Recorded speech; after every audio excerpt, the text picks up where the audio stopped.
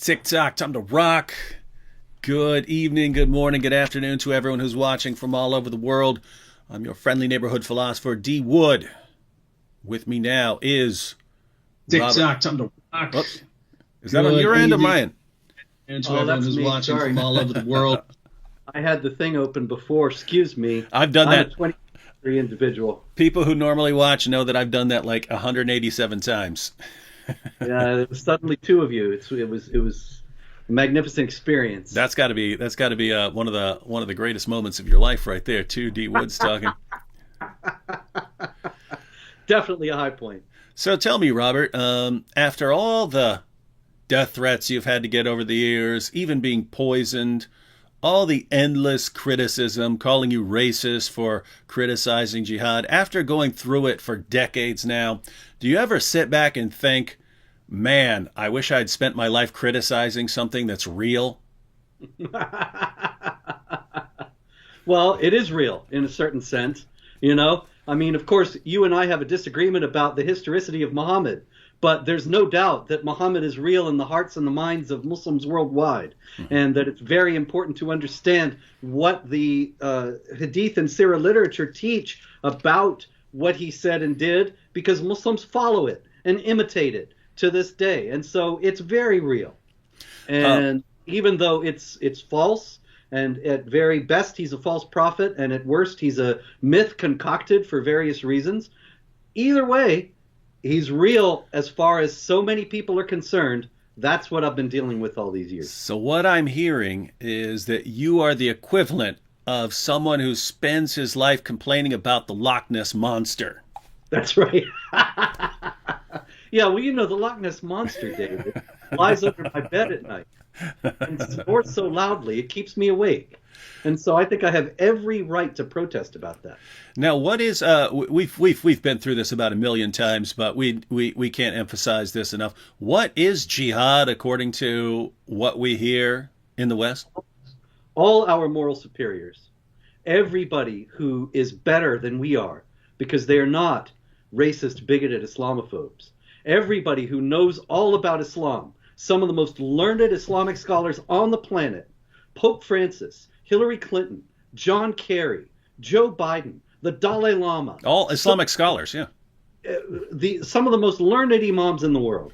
And they all tell us that jihad is an interior spiritual struggle that is entirely benign and indeed to be encouraged. And that anybody who thinks that it has something to do with terrorism is just buying into the twisted, hijacked version of Islam that the terrorists want you to believe. And so really, David, in a certain sense, you and I are just like Osama bin Laden, because he twisted and hijacked Islam to teach that the jihad was not peaceful and benign, and so do we. QED. And we twist it mainly by reading the words off the page and and saying what the words actually say. But given this definition of jihad, we can see why, as we've mentioned many times before, we've had this My Jihad campaign in the West, where we're told that jihad is actually working out, building friendships with people and so on, because it's a struggle. Sometimes it's a struggle to do things that you don't feel like doing. So for the past couple of days, I actually ate vegetables. I don't like it. I'm okay with some fruits and stuff, but I'm not a big fan of vegetables. But I hear I'm supposed to be having at least some of them. So I've actually been eating some vegetables. Anyway, Robert, that's my jihad. What's yours? Well, David, you know, I'm so seldom wrong that it becomes a point of difficulty for me to have to say when it actually does happen. And I understand that that is the sin of pride, in short. And so I have to be careful about that. My jihad this week is to acknowledge that many people told me that something that I reported last week was inaccurate. Now, I can tell you I passed this on in good faith from a person who lived in Russia for many years, but it may have just been Russian propaganda that Volodymyr Zelensky, the president of Ukraine, does not actually speak Ukrainian. Although many people told me in correcting this that he was actually not a Ukrainian native speaker. And I think that in itself is striking and just illustrates actually the point I was trying to make, the complexity of the situation there. But in any case, yes, in passing on this inaccurate information, my Jihad is acknowledging and correcting that this week. Robert Spencer admits that he's completely unreliable in everything he's ever said. We've confirmed his complete unreliability, and he admits it. It's an obvious fact, David. Everybody knows. All those people on Twitter, you know, they come along every few days. Spencer lies. This is fake news. So I give the sources. I say, tell me where I lie. Can you quote a lie and show that it's a lie? And then they disappear. Invariably. You'd think that after a while they would get tired of playing the game. But really, you know, it is kind of fun. It's kind of like the Harlem Globetrotters and the Washington Generals. And the Harlem Globetrotters don't get tired of the game. All right. Well, even though you've admitted that you're completely unreliable and untrustworthy and we shouldn't believe anything you say, just to humor us the way we might be humored by tales of the Loch Ness Monster, is there any news about Jihad that's come out within the past week? And actually, even I heard of something somewhere in the mainstream media. I heard about an attack in a mosque attack in Pakistan. So yeah. I heard something. But anyway, where would you like to get started with your tales of the Loch Ness Monster? Well, the mosque attack in Pakistan is a good enough place to start. In Peshawar, it was an Islamic State, ISIS attack on a Shiite mosque. And so it's important to note that many people will say, well, you see, ISIS attacks mosques, therefore they are not Muslim. Therefore, they do not have anything to do with Islam. When actually, this is the manifestation of the fact that ISIS considers itself to be the caliphate, considers itself to be the embodiment of true Islam. These Shiites are Rafidite dogs who, that's the Sunni term. Yeah, that's not you. That's not you calling people dogs, right? Okay. Correct. That's the Sunni derogatory term for Shia because they are rejectors. That's Rafida, the rejectors of the early caliphs. And so consequently, they are not true Muslims. And thus, as heretics or apostates, they can lawfully be killed and should indeed be killed. Not according to you. Again, not according to you. According to the Sunni jihadis who killed them. I've just had too many experiences with people cutting out that little clip of you, and they should be killed. You see? You see? Robert Spencer says they should be killed. In fact, most of the bogus bans and so on, strikes and stuff that I've got from YouTube is them not understanding when I'm responding to something. So you play a clip of someone saying something horrible and you're responding to it, but they just, there's a clip of this thing right here. It's horrible. And then you have to explain it to them and so on. And Muhammad said in Surah 9, verse 73, that he's been commanded to fight people, not only unbelievers, but also hypocrites. And it's always interesting when people say, well, since these Muslims are killing these other Muslims that they regard as heretics and hypocrites and sometimes even apostates, therefore they're not true Muslims. When, correct me if I'm wrong, Robert, but that first generation of Muslims, which Muhammad said was the best generation of Muslims, almost annihilated itself by killing each other, right?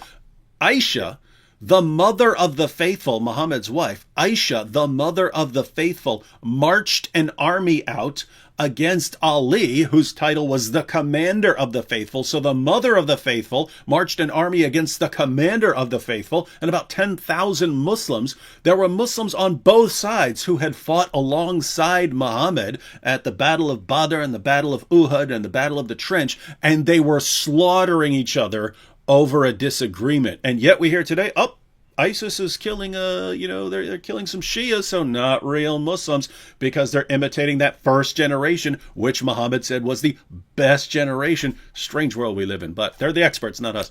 We should note, just for those who might not know, that the battle you're talking about is actually at the origin of the Sunni-Shia split. And Aisha represents the Sunni side, and Ali is the hero of the Shias. And even to this day, it is in his Shia Islamic theology, it's considered that the leader of the Muslims has to be a descendant of Ali. And they hate Aisha in Shiite Islam. And meanwhile, of course, Aisha is waging war against Ali. That is why that all happened. One of the roots of the Shiite split. So while you and I find attacks on mosques absolutely horrifying and horrendous, and while the vast majority of the world, even most Muslims, find these kinds of attacks horrifying, you can't rule people out as Muslims because of this, because it's exactly what the first generation did when they had disagreements. And Muhammad said that's the best generation. And where did they learn to settle all their disagreements through violence? They learned it from their prophet. Precisely. All right. All right. So, well, are we done with jihad for the week? I'm afraid there's a bit more, David. Darn. If you have any time. I thought we were going to be done. I was going to go eat some more vegetables, but now I can say, hey, I didn't have time. There just wasn't time for the broccoli. That was a pop song in the early 70s. I haven't the time for the broccoli. But in any case, in Ukraine, there are a few pertinent stories. One is a very interesting thing that we got from an Iraqi political analyst. And you can tell he's a Shiite because his name is Ali Ash-Shamari. And Ali Ash-Shamari was interviewed on March 6th, which is what, Saturday? Sunday? Anyway, just a few days ago. And he is talking about the Ukraine war. And he has a very interesting take on it. He says Crimea and southern Ukraine, and even large swaths of Ukraine as a whole, are basically Islamic lands. Until the Ottoman Caliphate, these were part of the Islamic State. According to the Sharia, we should strive to regain them by any means possible. Now, that, of course, goes back to the famous passage in the Quran, drive them out from where they drove you out, chapter 2, verse 191, which is the basis for the Palestinian jihad, and also the basis on which this man is saying that because Crimea and parts of Ukraine were under Islamic rule way back 700-800 years ago, therefore they belong by right to the Muslims forever. Muslims have a divine command from Allah to drive them out from where they drove you out, to recapture those lands. So Ukraine is not Ukrainian and not Russian, it's Islamic. Well, I say give the jihadis nothing, and if they don't like it, they can Crimea River. That was dumb. But Robert, what's that? Sorry, I'm just saying we'll be here all evening. Okay. So this is one thing I don't think that people understand, this idea that there are places that were at one point under Islamic rule, and according to Muslim thought, if it was once under Islamic control, they have an obligation to eventually take it back. It may take a long time, but they have to get that back. And that when we look at the situation with Israel, the Palestinians over and over and over again have been offered a two-state solution. The monkey wrench in the entire scenario is, at the end of the day, they want it all back. They want to take it all back. That's the ongoing monkey wrench. But people don't realize that people who actually say, the people who actually condemn Israel and say, hey, yeah, they are the cause of all this problem, don't realize that if you gave the Palestinian leaders, now to be clear, there are plenty of Palestinians who would be happy with the two-state solutions, or leaders who are usually focused on, nope, we're not settling for anything less than total victory and supremacy here. But a lot of people don't realize that if you gave them everything they want, if you met all of their demands, attention would just suddenly shift to Spain. Oh, yeah. Just instantly, hey, we once had Spain too. Now that becomes the focus. And they'd have to have that back. And you'd have endless terrorist attacks there. And they would have to have that back. And they would be oppressed there as well. And so it's just At some point, you just have to say, look, we'll help you in any way, any reasonable way we can, but no, you don't get to throw tantrums forever and demand everything that you once controlled. Yeah, but we're not up to that. I mean, as a matter of fact, it's noteworthy. I wrote a book about this a few years back, The Palestinian Delusion, and it's available now. But in any case, David, the fact is that Islam is absolutely central to the Palestinian conflict. And it cannot be properly understood without understanding Islamic theology. And yet the one thing that has never entered into any of the negotiations for peace between Israel and the Palestinians, brokered by the Americans, brokered by whoever else, is Islam. It's never been a consideration in the peace talks. And that's why the peace talks have all failed, because they don't understand the roots of the Palestinian refusal to make peace with Israel. And because they don't understand it, they keep trying to fix it in ways that it won't fix. It's just like saying, well, my car's out of gas. Here's some water. I'll pour some water in the gas tank, and then I'll drive on my way. Well, that won't work. You're not addressing the right problem. You need gasoline and not water. Mm-hmm. Anyway, so back to Ukraine. We heard from ISIS this week also. I'm sorry, you can say something there? Or should I go on? I was just telling you to go ahead. Yes, sir. The Islamic State actually said that the Ukraine war was crusaders against crusaders. And they hoped that it would end up destroying the, quote, enemies of Islam. That sounds like Whoopi Goldberg there for a second. Yeah, remember true. Whoopi when she said she was saying something along the lines of, I don't care about the Holocaust. That was white people versus white people, something along those lines. Yeah. Oh, she was saying, is this that had nothing to do with race? That was white people on white people. So now you got crusader on crusader. But it's interesting to note that Ukraine and Russia are not waging war against any Islamic State. As a matter of fact, Russia is aiding Iran. Ukraine has friendly relations with the Islamic states around it.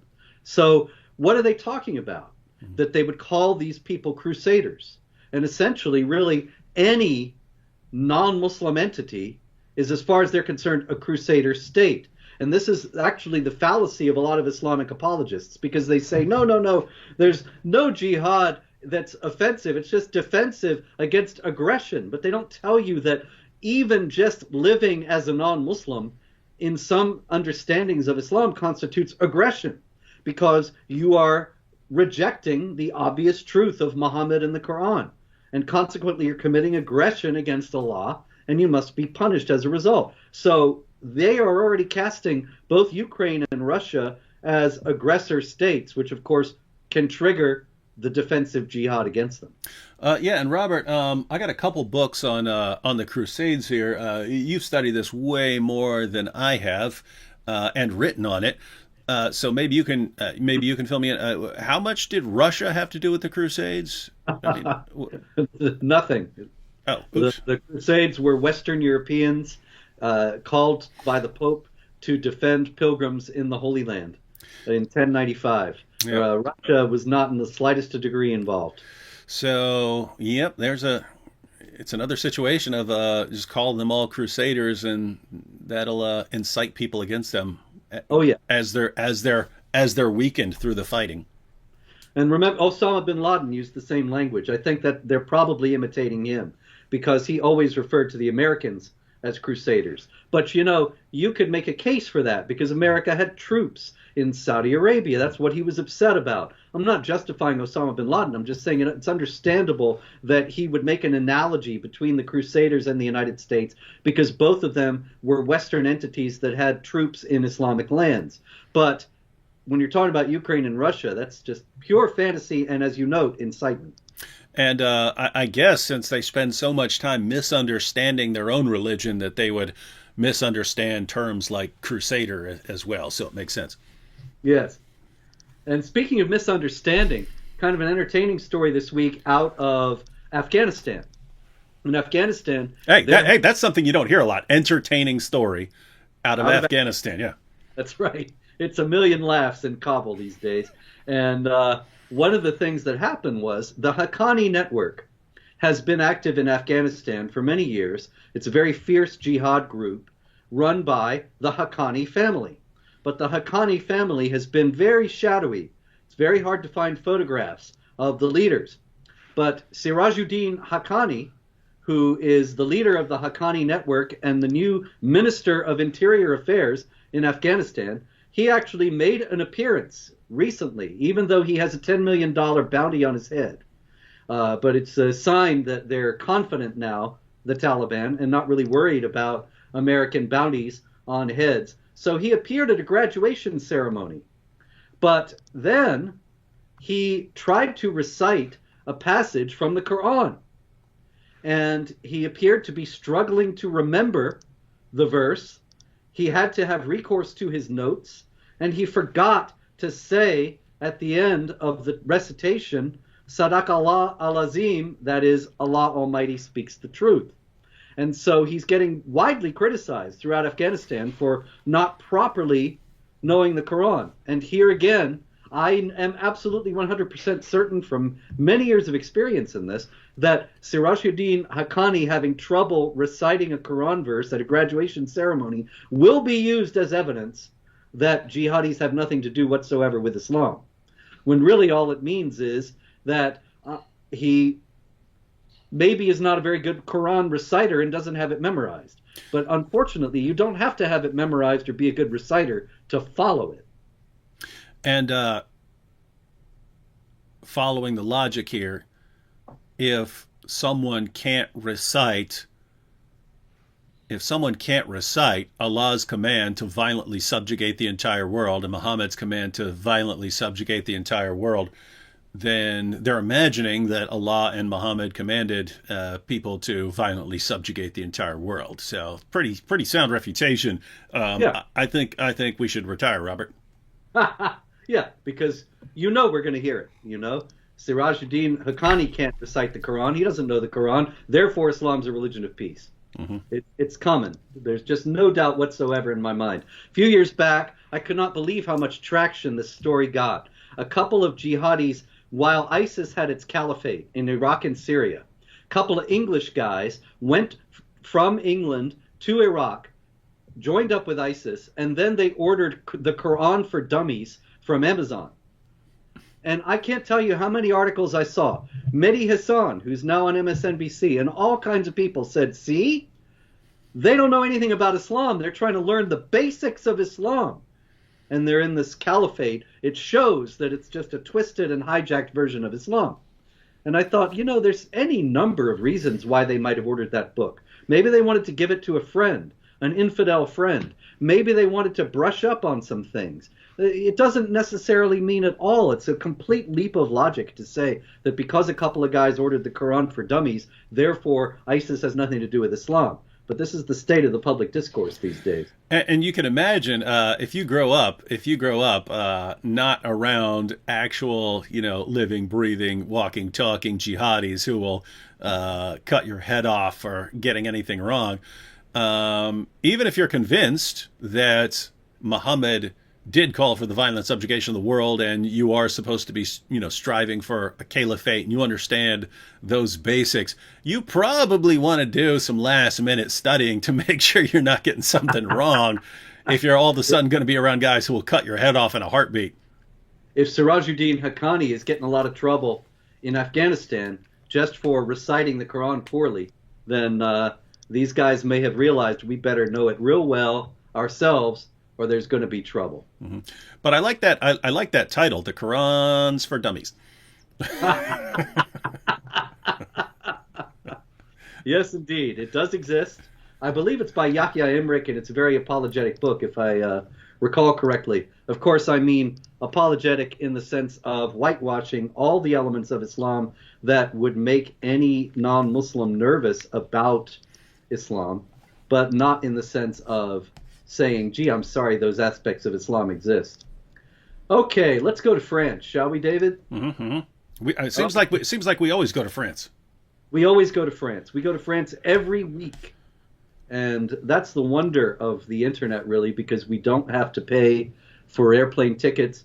We don't have to wear masks sitting on airplanes for hours. And yet we go to France. Mm-hmm. We are going to the St. Camille Hospital in Val-de-Marne. I have no idea where that is, but I know it's in France. And in France, in this hospital, according to a man who was asked by the government to draw up, by the Ministry of Health in France, he was asked to make a survey of conditions in hospitals. And he said that there are numerous Muslim doctors in these hospitals that refuse to treat women and Jews and homosexuals because they, of course, believe that to do so would be against the tenets of Islam. Now, this is not in Pakistan, not in Iran. This is in France. And it illustrates the fact that we have all too many migrants coming from Muslim countries who come to the West, and then they don't believe that they have any responsibility to assimilate and adopt Western customs and mores or conform even to Western laws. Because, of course, the infidels are the most vile of created beings, as the Quran says, and the Muslims are the best of people. So they keep the ways that they learned as Muslims. And it also seems to be related to the, well, when I talk about the stages of jihad, that, you know, a place like the United States, you have 1% of the population is Muslim. Then what's Islam all about? Well, it's a religion of peace and tolerance. You start getting to places like France, where you have a much higher percentage, where it's not enough to take over the population or anything, but it's a significantly higher percentage. Then you start entering into a different stage, and so the point is, it'd be very weird. It could happen, but it's pretty odd to think in the United States of someone saying, "Hey, I'm not taking care of this person or that person because they're the wrong religion," when you've already got it now in France. Yeah, it's all coming because it's all the same thing. It's just happening slower here. And as a matter of fact, in another illustration of what you're saying, in the same report at another hospital, it was near a mosque that was closed by the government because it was preaching jihad. When the mosque was closed by the government, 200 Muslims went to the local hospital and began to have prayers in the corridors. And of course, the hospital couldn't operate because there are all these people in the hallways blocking up the hallways. Now, why the hospital? What was the point of that? I don't know why the hospital. It's not explained in the news story. But actually, this is what happened in Val-de-Marne at St. Camille Hospital. And the other one about the refusal to treat is a more general statement. So in this hospital, I don't know why in particular. Maybe it was near the mosque or something. It's not explained. But in any case, the gesture of supremacy is unmistakable. And it seems like, I mean, unless there's something we just don't know, like there's some reason to be in that particular hospital, it sounds similar to like, okay, you closed down this mosque for this reason, therefore we're just going to go block traffic or something like that. It sounds like, hey, we're going to go block hospitals so sick people can't get through or dying people can't get through until you give us what we want. That's probably the objective. That, once there's enough intimidation, then people do what they want. And that actually leads us to the next story, which is about a New Jersey state senator named Edward Durr, D-U-R-R. And Edward Durr ran for the New Jersey State Senate last year, and he was elected. And he got a lot of heat because it turned out that he had tweeted while he was a private citizen before he ever decided to run for the state Senate. He had tweeted that Islam was a false religion and a cult of hate. And so, of course, he heard from the Council on American Islamic Relations. Hang on 1 second. Let's see if we agree with that. What did he say again? He said that Islam was a false religion. Okay, check. I mean, to think about it, I mean, everyone, except for Muslims, everyone really agrees with that, right? It's it's like all the people who complain when we point out, the penalty for apostasy is death, and they complain about us instead of Islam. They all agree with us that you shouldn't be, executing people because they decide to leave Islam. They all agree with us. There are people who can say it and there are people who refuse to say it. So we all agree that Islam is false, meaning Muhammad's not a true prophet. If you agreed with it, you'd convert to Islam. It would be very weird to believe that Muhammad's a true prophet, believe that it's the true religion, and not be a Muslim. So that would be weird. So as far as that is, he's simply saying what we all already believe. And what was the other part? Well, hold on one second about that, David. You're quite right. But that is actually a tactic that CARE has used for years. Because I remember way back in 2002 or 3, I was interviewed somewhere and I said, they said, what do you think Muhammad really was? And I said, well, he may have been a con man telling people that he was a prophet. Which really, that's about it. If you believe that he was historically accurate, I mean, that he really lived historically, which I believed at that time and do no longer. But that's another story. We'll debate that another day. I'll crush you. Question, though, okay, we'll see about that. Like last time, you mean? You pulled some evil tricks last time. So. Anyway, Allah's not the best of planners.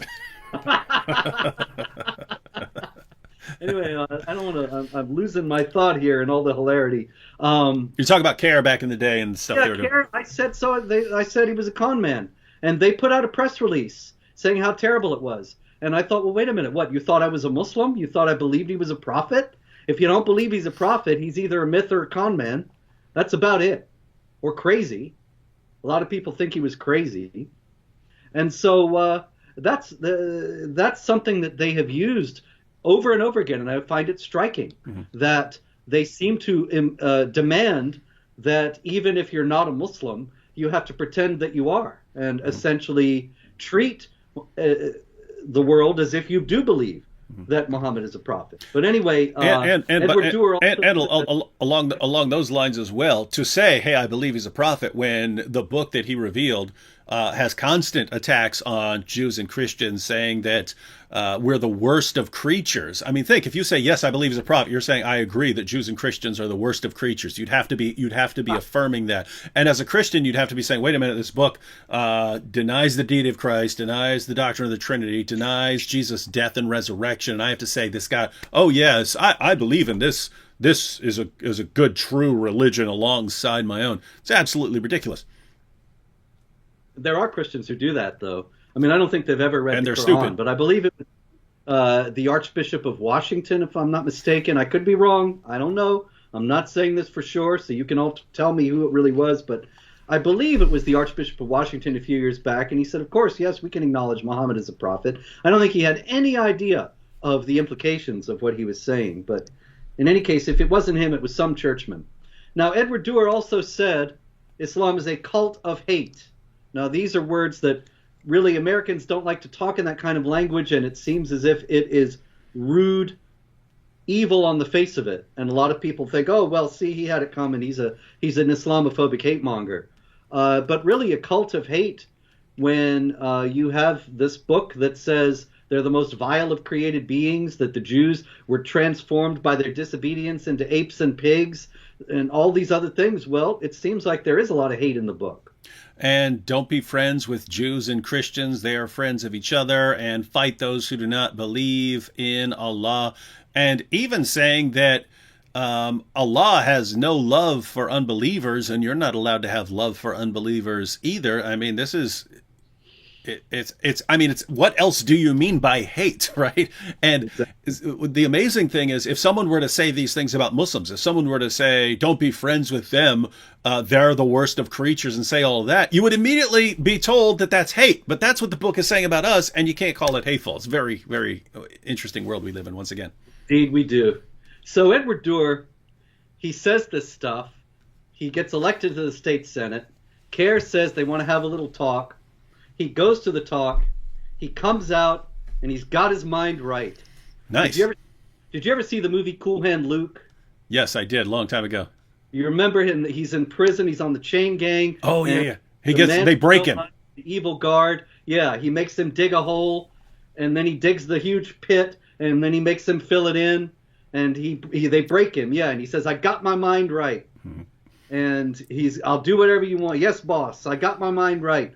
And that's what Edward Durr, he comes out of the meeting with CARE, and he's got his mind right. He says, I stand against Islamophobia and all forms of hate, and I commit to that going forward. And so now State Senator Edward Durr has introduced a resolution calling for recognition of the Muslim holy days, Eid al-Fitr and Eid al-Adha, in New Jersey. And I think, well, wait a minute. Has he changed his mind? Does he reject his previous statements now? When he wrote his statements, I'm sure he was concerned about jihad violence. He was concerned about Sharia oppression. Does that not bother him anymore? Did CARE convince him that that has nothing to do with Islam? Or did they rather convince him that we will destroy you as a racist, bigoted Islamophobe if you don't toe the line? I'd rather think it's the latter. I would think it's the latter just because, I mean, what could they say about Islam not teaching this stuff, right? Well, Edward Durr probably doesn't know a whole lot. And so they could lie to him about the Quran. But I do rather think that, yeah, they flashed his political life before his eyes, and he toed the line. Yep, that is powerful stuff when people control your entire livelihood based on what you say.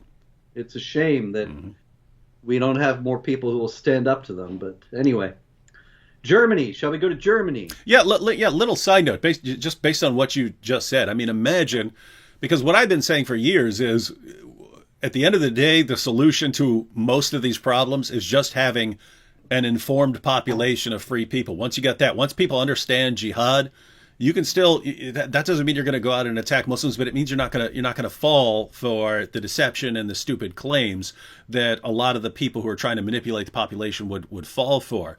And so it would be in that situation, it would be CARE saying, how dare you say that Islam is a false religion? And the population would go, what are you talking about? He's not a Muslim. He believes it's a false religion. He believes it's dangerous because of all these commands to fight people. What did he say that's wrong? And it would be, okay, he's allowed to say that. That's his view. What is everyone freaking out about? So, I mean, as long as he's not saying, hey, we have to go around putting people in camps and things like that, then my goodness, why isn't he entitled to have his perspective? Indeed. And another thing, given the way American culture is right now, if he had said Christianity is a false religion and a cult of hate, then he would be a hero to many people. Make him president. People would be hailing, oh, yeah. He'd be lionized in the press as courageous, daring, brave. And, should be king of the world. Oh, yeah. Oh, yeah. All right, here's an interesting story out of Florida. A man named Marwan Habib. And he recently confessed to assaulting a female tourist in a hotel in Miami. And then it came out that he was wanted for not 1, not 2, not 5, not 10, but 50 sexual assaults back home in Lebanon. Marwan Habib came to the United States, was led into the United States, and ended up doing the same thing that he did so many times in Lebanon. And this, of course, stems from various assumptions that are deeply embedded within Islam and indeed in the Quran itself. That women, as we have discussed in previous weeks, women who are not covered, or I should say, chapter 33, verse 59 says women must cover themselves because if they do not, so that they will not be molested, which implies the corollary that women who are not covered can be molested. And then there's all the passages about the captives of the right hand being able to be used sexually. Chapter 4, verse 3, chapter 23, verse 1 to 6, 424, 3350, 7030. All of these passages indicating that essentially non-Muslim women can be taken by Muslim men.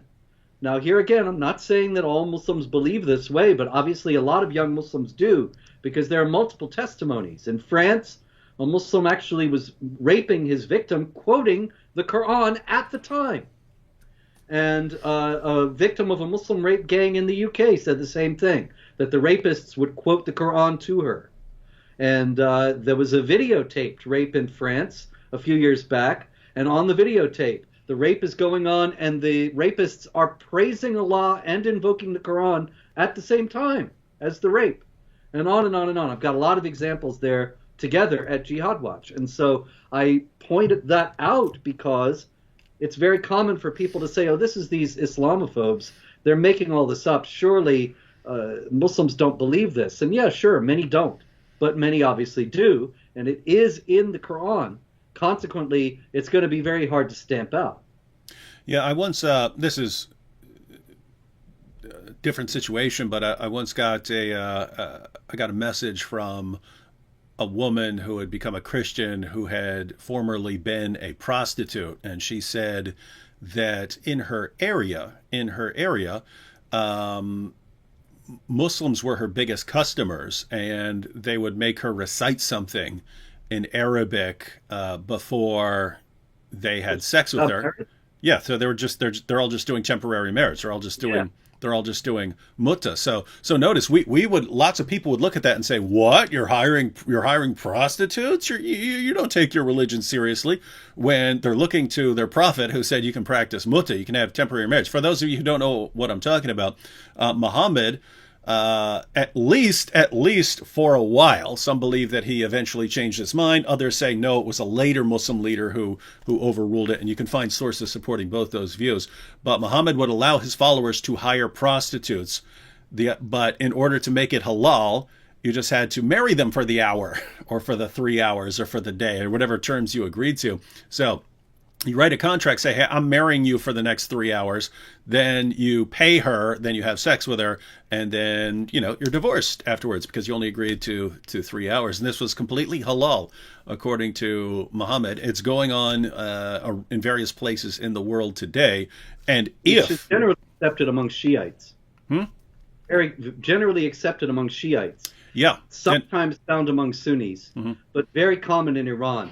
And especially, actually, interestingly enough, in seminary towns like Qom, the holy city of Qom, where the mullahs go to be trained, or young men go to be trained to be mullahs. And they're lonely young men away from home, so they end up getting married a lot on weekends.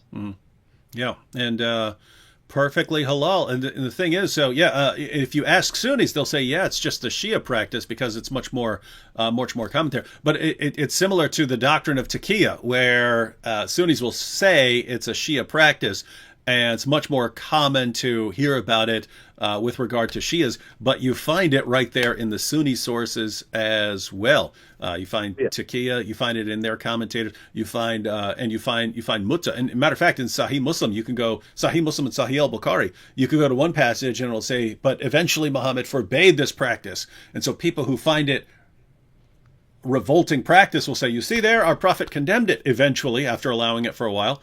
But you could go to other passages that say, nope, it was one of the caliphs. And so that it was rewritten back into the mouth of Muhammad in order to stop it. And people who really want to practice it, well, okay, I think Muhammad never condemned it. And so it's just sick stuff. Yes, sir. Speaking of sick stuff, I got a story out of Germany. Good segue. Here we go. There is a mother of a teenager who was killed fighting in Syria. And the mother is going to be jailed for 7.5 years. And one of the reasons why is because she encouraged her son to seek martyrdom, that is, to kill and be killed for Allah, as per the Quran, chapter 9, verse 111. And she applauded jihad massacres in Germany and in Europe. And she told him, I thought this was a very important phrase, she had told her son that it was important to humiliate and hate the infidels. And I thought, that's just not something we see in the average open mosque brochure that you can pick up at the local Islamic center. But it is something that is based very firmly on multiple Quran passages. And it's noteworthy that that's what she told him. She didn't tell him this is a religion of love, peace, and tolerance. Yeah, and Robert, notice the parallel there, right? Yeah. You've got all these clear statements and commands in the Quran, the Hadith, the Sirah, the Tafsir. It's all over the Muslim sources. And if you're a non-Muslim, If you're a non-Muslim and you say, hey, that's a bunch of hateful stuff there, then, you get confronted by CARE. You're about to be canceled. But if you're a Muslim and you say, yes, that's what Islam teaches, this is what I'm going to teach my children, then you're in trouble too. So no matter which side you're on, if you're just honest about what these books say, you're in trouble. Yep. That is absolutely true. But it's also true that humiliating and hating the infidels is something that we find very often all over the world in numerous ways. And that actually is my segue to another incident that took place in New Jersey. But I wanted to ask you, David, did we talk about last week the loudspeakers on the mosques in Jersey? I believe we did. He said, everybody's not Muslim here. Yeah. Yeah. Okay. Yeah. I remember talking about loudspeakers. I wasn't sure if it was New Jersey, but that sounds like the same thing. Okay, so we did talk about it, so I won't repeat it all, but I wanted to note in terms of humiliating and hating the infidels, that is actually one of the purposes of the call to prayer over loudspeakers. And I'm sure many people will indignantly deny this, but let anybody who's been to Egypt deny it. Because in Egypt, you can go to the Coptic churches, and invariably, or almost invariably, there's a mosque right next door, and right during the Coptic church services, they start to blare Islamic prayers over the loudspeakers into the Coptic church. Now, that is all about humiliating and hating the infidels. Mm-hmm. No question. Let me address one comment real quick. Umair Malik says, please, David Wood, I'm influenced by you, but please answer about scientific miracles in Quran. So you mean scientific miracles like how could Muhammad have possibly known that the sun sets in a muddy pool? And that you can go there and find the sun going down into this pool and that people live there? You mean scientific miracles like Allah repeatedly saying that stars are missiles that Allah uses to shoot demons when they try to sneak into paradise, and that when you see a shooting star, it's because Allah saw a demon sneaking into paradise and he decided to pop a cap in him, which is, hurling a star, which is a shooting star? You mean scientific miracles like semen being formed between the backbone and the ribs? You mean scientific miracles like the 7 Earths that are flat and stacked up on top of each other? You mean scientific miracles like the 7 heavens being these domes that are above us and that would fall on us if Allah weren't holding them up? Are those the kinds of scientific miracles you're talking about? Because those are the only scientific claims that I'm aware of in the Quran are claims like that are obviously false. The only things Muhammad ever got right in the Quran are things that any 8-year-old could have told you. There is a sun, there is a moon. Muhammad got those things right. But as soon as he started saying anything beyond that, he got it wrong. And what you have, my friend, is a bunch of lying Muslim dawagandists who start twisting all these little passages everywhere in order to make them sound like something scientific. If you want, just read a passage. I've got several of my videos. In fact, if you want to post a comment in the comment section afterwards, I'll link you to some of my videos on some of these so-called scientific miracles. But it usually just requires reading the passage and having any understanding at all of what Allah is saying. So thanks for that. And if you want me to go into more, so I'll link you some videos. And if you want more, I'd be happy to talk endlessly about these scientific miracles in the Quran. All right, back to you, Robert. Okay. David, that's a bravura presentation. Bravo.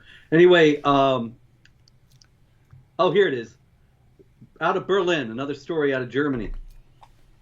This is a Turkish migrant named Tolga K. They don't give the last name of accused criminals in Germany. And actually, this guy is not even an accused criminal. He's actually a police officer. And he is a police officer, however, who makes YouTube videos where he salutes the Turkish flag, not the German flag. And he has a quote in one of his videos: "Those who obey the infidel will be slaughtered by the Turks. We give our lives for Allah. For every martyr will be avenged." And he has a lot of anti-Semitic, anti-Israel videos. And so what have the Berlin police given him as a job? He's guarding the local synagogue. Wow. Well, that's the smartest thing I've ever heard in my life, because I've been dealing with Islam I've been dealing with Islam and people gaslighting us for so long, for so many decades, telling us, yes, you're seeing one thing and hearing one thing, but the actual meaning is something completely different. We've been gaslighting. People have been gaslighting us for so long that the entire time you were saying what this guy's ideas, all I was hearing was peace and tolerance, peace and tolerance, peace and tolerance, thinking, man, this guy should be guarding a church or a synagogue or something because of how wonderful he is. Yeah, well, that's no doubt what the German authorities were thinking. And so that's what he's doing in Berlin. We'll see how that works out. Interesting story out of England. This is not really directly a jihad story, but I thought it was interesting. The Archbishop of Canterbury, Justin Welby, he recently went to Pakistan on a goodwill tour. And he tried to get the Pakistanis to drop their infamous blasphemy law, by which so many people have been unjustly persecuted, lives destroyed, and so on. And he pointed out that even Muslims have been victims of it. And he went on to say that there was Islamophobia, genuine Islamophobia, in England. And he said one of the roles of the Church of England was to combat Islamophobia. And he said he often speaks about this with the Queen. And I thought, this is very interesting. Justin Welby probably thinks of Islamophobia as vigilante attacks against innocent Muslims. And vigilante attacks against innocent Muslims are always and in every case to be condemned. There is no justification for such behavior. And if that's what Justin Welby means by Islamophobia, and says there's Islamophobia in England, and the Church of England is combating Islamophobia, that's great. But the problem with what he's saying, and the problem with all uses of the term Islamophobia, is that it's never defined, and Justin Welby doesn't define it. And it is also frequently used to refer to any honest discussion of how jihad terrorists use the texts and teachings of Islam to justify violence and oppression. And consequently, to shut down that kind of discussion on the basis of saying that it is Islamophobic. And when Justin Welby feeds into that kind of thinking, which he did on his trip to Pakistan, then it only has the effect of inhibiting resistance to jihad violence and honest discussion about Islamic teaching like what we're doing here tonight. Mm-hmm. One more quick comment from Umair here. Yes, sir. He says, Sir David Wood, my father always told me that Muhammad predicted Pharaoh's death and his recruit of his body. Please answer it. Please, please, please. Yeah, I'd be happy to. Again, Umair, post a comment. I'd be happy to make a video about that. But basically, wrong Pharaoh. The Quran doesn't say that Allah is going to preserve his body. It says that Allah is going to preserve him in his body, which sounds like he's saying that he's going to survive. And the Pharaoh, the Pharaoh's body that Muslims point to as confirmation did not die in any sort of flood. He had such severe health problems that he definitely wouldn't have been going around on a chariot. He was messed up and bedridden. So everything about it is wrong, but this is something that Muslim apologists do. I don't know what to say. The Zakir Naiks and Yusuf Estes and these people of the world, they're the biggest bunch of liars I've ever seen. I'm not talking about Muslims in general. I've said before that I've known Muslims that I would trust with the lives of my children. I'm talking about the apologists. I don't know how to say it anymore. Zakir Naik is a complete, utter, total liar who will say anything to convince people that Islam is true. So was Ahmed Deedat. So is Yusuf Estes, and so on. And so, yeah, happy. Go ahead and post a comment about that, and be happy to make a video about it. Okay, one more from Germany. A couple of Afghan Muslim migrants, Syed H. and Sayed H. That's their names. I remember those guys. They killed their sister, right? That's right. Mm-hmm. And they went on trial Wednesday. Mm. And so it's just another honor killing story. They killed her because she had a Western lifestyle. And this is yet another illustration of what we have discussed several times on this wonderful series, that honor killing has justifications within the Quran itself, within the Hadith literature and Islamic law. In many countries, there are reduced penalties for honor killings. Islamic countries, all Muslims account for 91% of honor killings worldwide. It's a phenomenon that is rooted within Islam. But, of course, the denial about that is near total. And so here again, this is like female genital mutilation that we discussed last week and many other ills.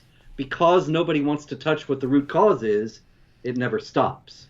And that is exactly right. And not only does no one want to talk about it, the people who actually do talk about it, because we understand that you have to bring this issue out into the open so that it can be changed. We're attacked and condemned as evil, horrible people. So we're silenced. Everyone else agrees not to talk about it and to just praise the ideology that keeps producing it. And then it never changes. And then it never changes. So, I mean, I would say that, at the end of the day, the brothers who killed their sister, they're the ones who are almost completely responsible. But I have to say almost, because there is this, entire system in place for never addressing the problem. And so, yeah, it's a really messed up situation. And they grew up in a culture where if they had done it there, they would not be facing the kind of penalties that they're facing in Germany. Mm-hmm. They probably weren't fully aware that what they were doing was not so acceptable in Germany, or just didn't think about that altogether. Yeah, after all, the Germans aren't complaining about it very much. Yeah, there you go. It's only me and a few others who are talking about it at all. Anyway, David, I did want to get this one in. I thought you'd like this. Just like Muhammad says in the Quran, Allah says in the Quran, I got this new Qibla for you, Muhammad, and I know you'll like it. Nice. This is a story out of Pakistan. And the Federal Minister for Religious Affairs and Interfaith Harmony, Dr. Pir Nur al-Haq Qadri, he said Monday that the Quran is a complete code of life covering every aspect of life.